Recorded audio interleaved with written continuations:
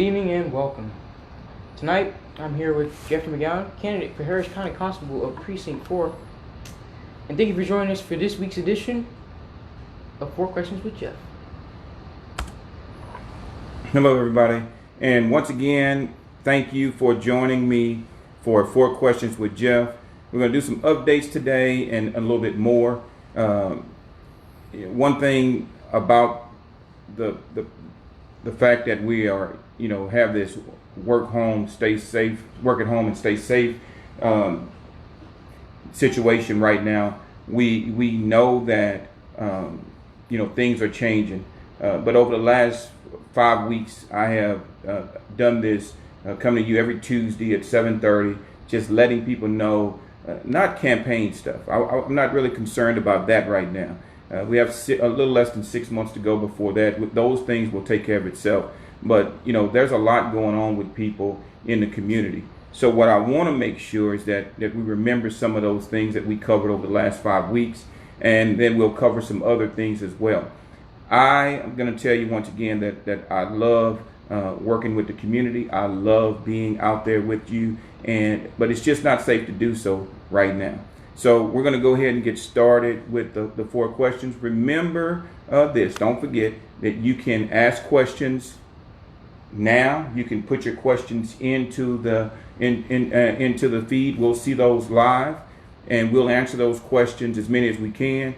We try to get this done within 15 minutes. I understand a lot of you are just now getting off from work, or you hanging out, maybe having dinner with your family. So I'm not going to take all of your time, but I because family is so important to me, and which is why I have my sons included and my wife included in this presentation that I bring to you on every Tuesday. These things are very important to me. Family is important to me, and I know that it's important to you as well. So I want you to be able to get back to your family.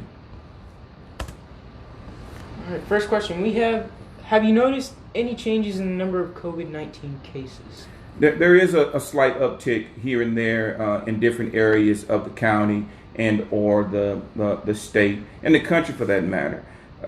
So we have to understand that there is going to be an uptick. Now, remember the incubation period, or how long it takes, is around 14 days. So we're just a week into the governor opening up the state and some people going back to work. So we're about a week away from knowing if the numbers are going to rise even higher. So we just need to practice those things that the CDC has already put in place. Make sure you wash your hands. Make sure you wear a mask if at all possible. Look, I know that it's uncomfortable. I wear a mask every day. I even did a post that said, "Heroes wear masks."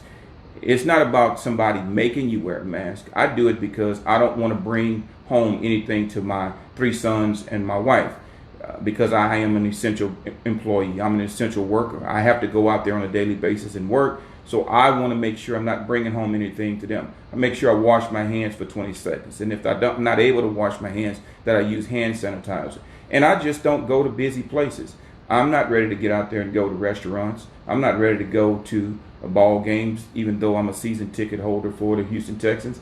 I'm not ready to do those types of things until the professionals tell me that it's time to do that.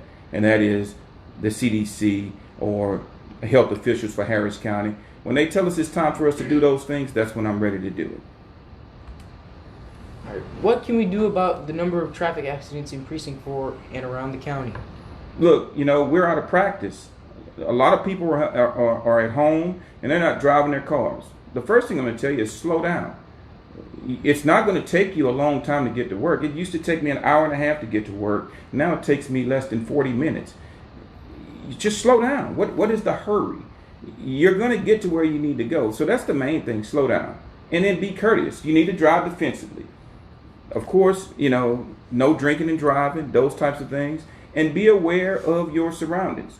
There's a lot of people that are out doing things that they don't normally do. They're riding bicycles. They are going on walks. So you need to make sure that you are doing what you need to do as a driver, watching out for these people. There's going to be little kids, other people that are on the roadway that are not normally there on the roadway. So you just need to be on the lookout for those people.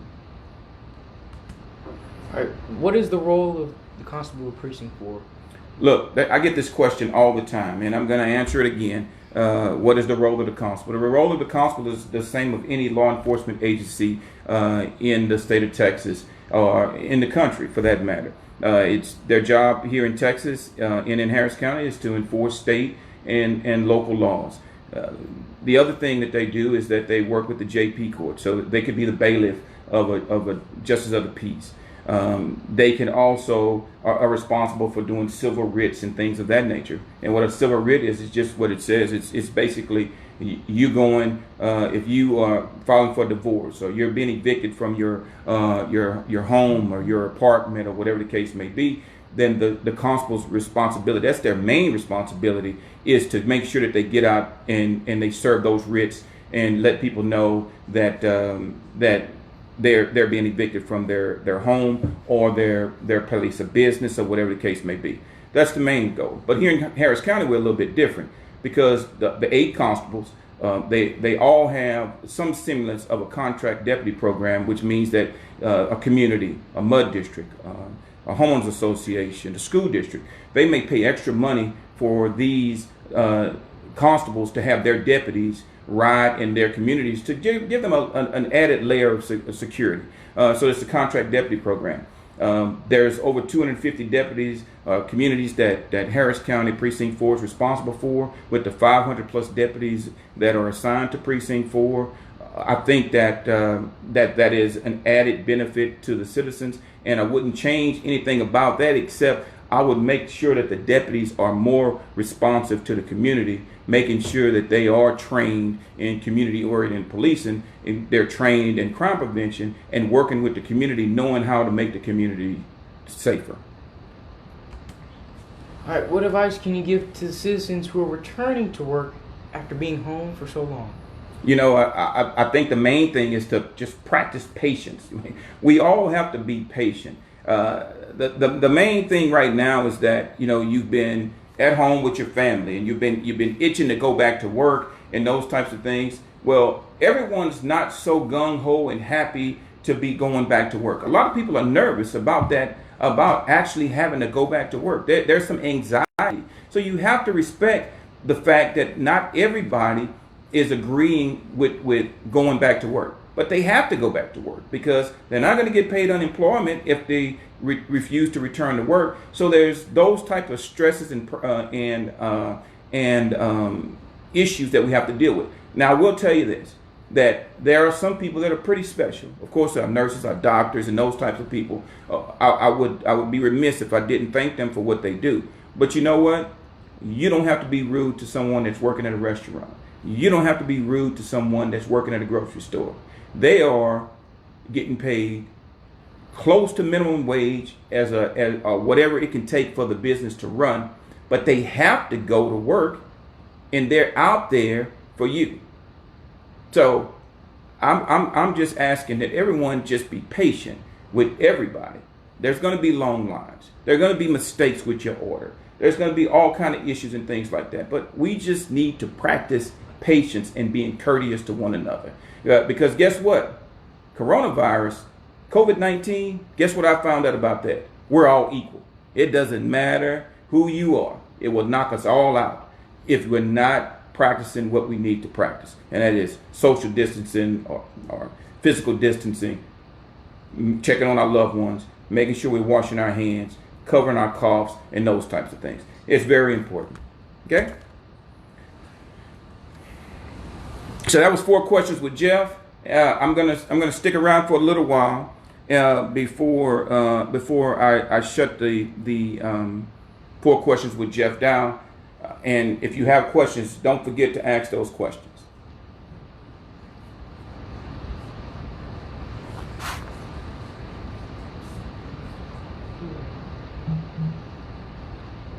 Was that a question?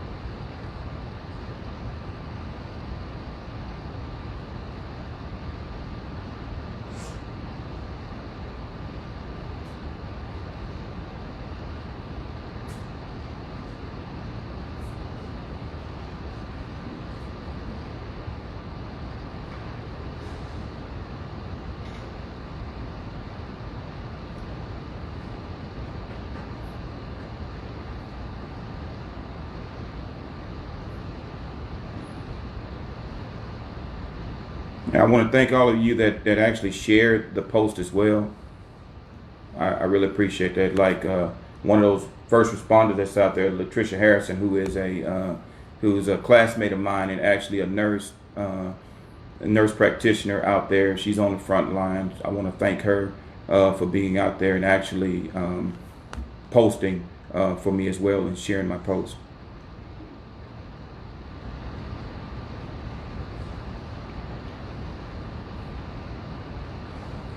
So I do have a question, and this question actually came from my wife when we were having pillow talk. And the question is, how am I going to bring the training that I have to Precinct 4?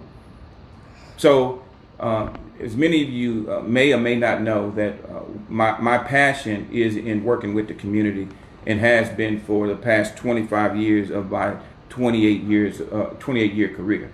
And basically, serving as the president of the Texas Crime Prevention Association, the Texas Gulf Coast Crime Prevention Association, and the current first vice president of our local chapter of the Texas Gulf Coast Crime Prevention Association. Basically, I bring all of the crime prevention training to Harris County, usually at no cost to the association. And when I say at no cost, I mean I don't pay for the training because I believe in it, and 9 times out of 10, the department will allow me to train on duty. As the constable, Precinct 4, I will make sure that the deputies that are assigned to the neighborhood are child passenger safety certified. I'll make sure that those deputies are crime prevention certified, meaning that they have crime prevention 1, crime prevention 2, crime prevention 3, which is community crime prevention 3 is which community crime prevention through environmental design. And then I will make sure that they are certified through TCO, which is law enforcement certifying body. Make sure that they're certified to do home inspections, business inspections, and those things, and actually do it on a professional level, to where these businesses don't have to spend thousands and thousands of dollars to get those surveys. I'm not just talking about doing a walkthrough. I'm actually, with 500 deputies and those that are assigned to communities, they should be able to do that on duty at no charge to the citizens. But the most important thing is that I'm going to make sure that they're trained in self-defense, whether it be Krav Maga or RAD or whatever the case may be, that they can teach the citizens how to defend themselves. And one of the other trainings that I had was the RAD Kids program, where the little kids learn how to defend themselves and to stop bullying and those types of things. The other thing is that I have an excellent working relationship with some of the police chiefs throughout the community. I would like to say congratulations to Chief Cordova, who just took over at Spring, left HISD, came over to Spring. I hope to have a continued great relationship with him moving forward as far as community engagement is concerned. Those are the types of things that I want to do, what I want to bring to Precinct 4. And there's other things that I'm going to talk about at a later date, but those are the main things. Yeah. Any more questions?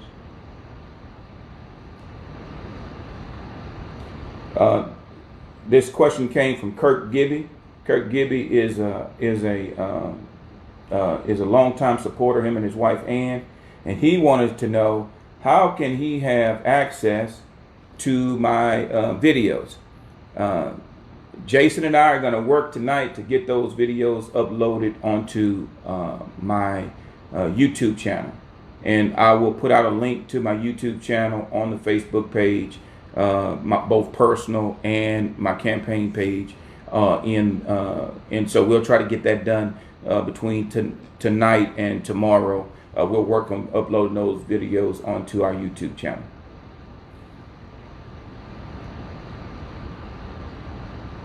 That it?